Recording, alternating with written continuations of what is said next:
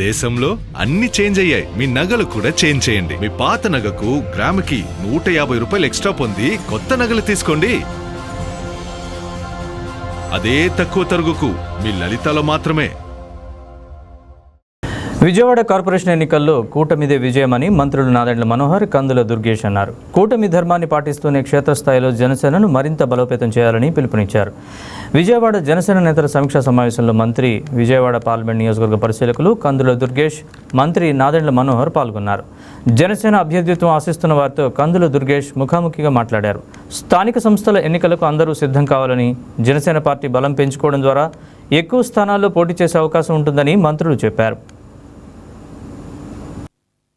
రాష్ట్ర వ్యాప్తంగా జనసేన పార్టీ బలోపేతం కోసం క్షేత్రస్థాయిలో పార్టీ నాయకత్వం కొన్న ఆలోచన ఏ విధంగా ఉంది, ఎటువంటి విషయాలు మా పార్టీ అధ్యక్షులు పవన్ కళ్యాణ్ గారి దృష్టికి తీసుకెళ్లాలనుకుంటున్నారో వాళ్ళతో కూర్చుని విని ఆ సమస్యలపైన ఒక నివేదిక అందించమని మా పార్టీ అధ్యక్షులు పవన్ కళ్యాణ్ గారు కోరారు.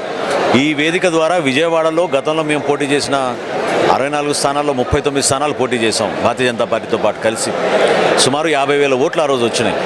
సో ఈ రోజు ఉన్న పరిస్థితి ఏంటి, వాస్తవాలు ఏంటి, ఇంకా అభ్యర్థులు ఎక్కడైనా ఆసక్తి చూపిస్తున్నారా, వాళ్ళ వివరాలు తీసుకోవడానికి కోసం ఒక ప్రయత్నం. తప్పకుండా పార్టీ బలోపేతం కోసం సంస్థాగతంగా ముందు మేము బలపడితే విజయం కోసం అందరం కలిసి పనిచేస్తాం. ఎన్డీఏ అభ్యర్థి ఎవరైనా సరే మేము గెలిపించాల్సిన బాధ్యత మన పైన ఉంది. దానికోసం పార్టీ నుంచి నిలబడతాం. అదేవిధంగా ప్రతిపక్షం చేస్తున్న అనేక అనవసరమైన కార్యక్రమాలు, అది కేవలం సమాజంలో గ్రూపులు తీసుకొచ్చి ఓ చీలిక తీసుకొస్తే ఓట్లు వస్తాయనే స్వప్రచారం కోసం, చిల్లర రాజకీయాల కోసం వాళ్ళు పాల్పడుతున్నారు తప్ప అందులో ప్రజాస్వామ్యబద్ధంగా నిలకడగా ఆంధ్రప్రదేశ్ రాష్ట్రానికి మేలు జరగాలనే ఆలోచన వాళ్ళకి ఎన్నడూ లేదు. కాబట్టి ఈరోజు ఎన్డీఏ కూటమి చంద్రబాబు నాయుడు గారి నాయకత్వంలో, పవన్ కళ్యాణ్ గారి సహకారంతో, కేంద్రం నుంచి నరేంద్ర మోడీ గారు అందిస్తున్న సహకారంతో అద్భుతమైన కార్యక్రమాలు చేసుకుంటూ ముందుకెళ్తున్నాం. రాష్ట్రం స్థిరంగా ఉంటుంది.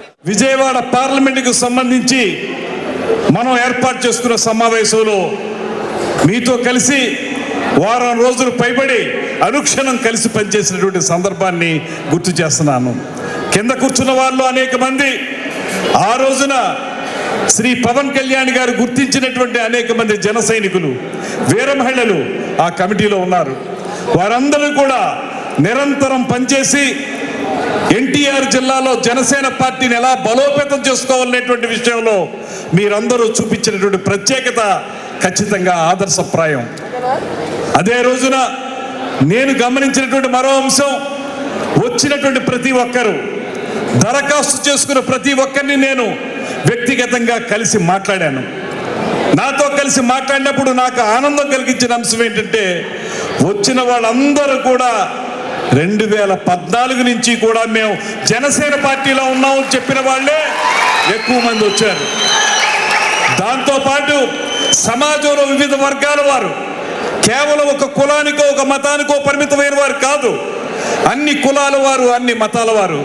అంతకు మించి ఎవరైతే పేద ప్రజానీకానికి ప్రతినిధులుగా ఉండగలుగుతున్నారో అటువంటి ఒక ఆటో డ్రైవర్, ఒక రిక్షా డ్రైవర్, ఒక కూలి చేసుకునే వ్యక్తి, అతను చెప్పాడు, నాకు వచ్చేటువంటి ఆదాయంలో కొంత భాగాన్ని పార్టీ కోసం ఖర్చు పెడుతున్నాను, ఇవాళ కాదు 2014 నుంచి అనేటువంటి మాట చెప్పినటువంటి అనేక మందిని నేను వ్యక్తిగతంగా కలిసి మాట్లాడాను.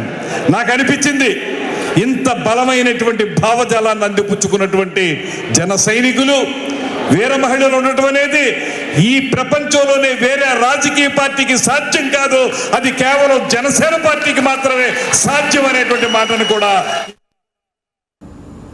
బంగారం బ్యాంకులో ఉంటే అది మీ అప్పు, అదే శివ గోల్డ్ కంపెనీకి తీసుకొస్తే అది మీ పెట్టుబడి. తాకట్లో ఉన్న మీ బంగారాన్ని మేము విడిపించి ఈరోజు మార్కెట్ ధర కొని స్పాట్లో మీ నగదు మీకు అందిస్తాం. ప్రతి నెల వడ్డీలు కట్టడం లాభమా లేదా ఇలా చేయడం లాభమా మీరే ఆలోచించుకోండి.